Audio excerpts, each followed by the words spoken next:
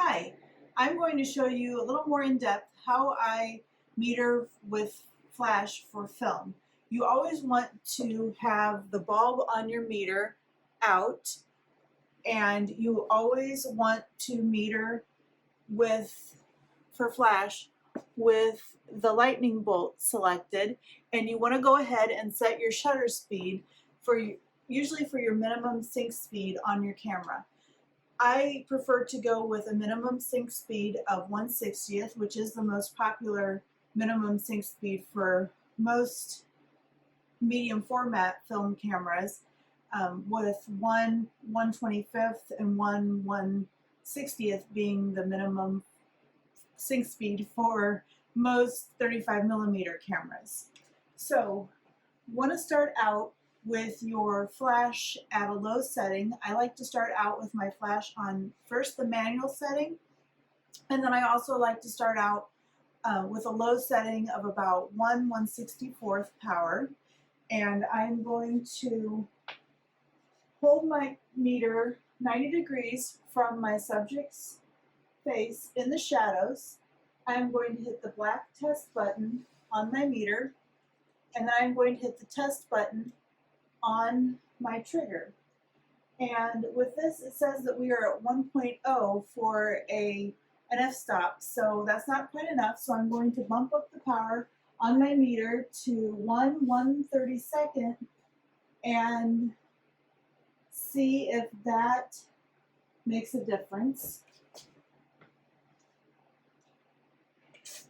And that gives us a meter reading of 2.0 at 1/60th and ISO 400. So I'm going to bump that up a little bit more to 1/16th power.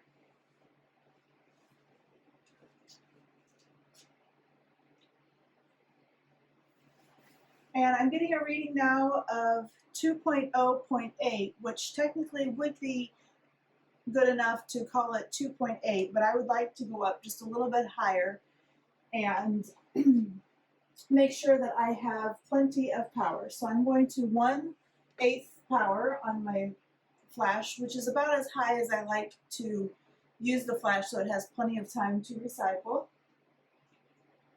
And that's perfect. Now I'm coming out with 2.8.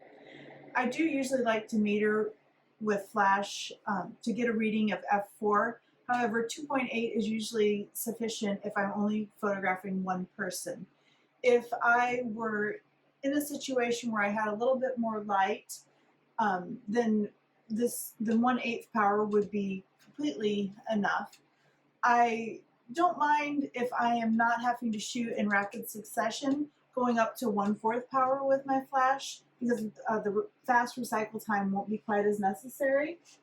So I'm going to go ahead and bump up that power and take another reading.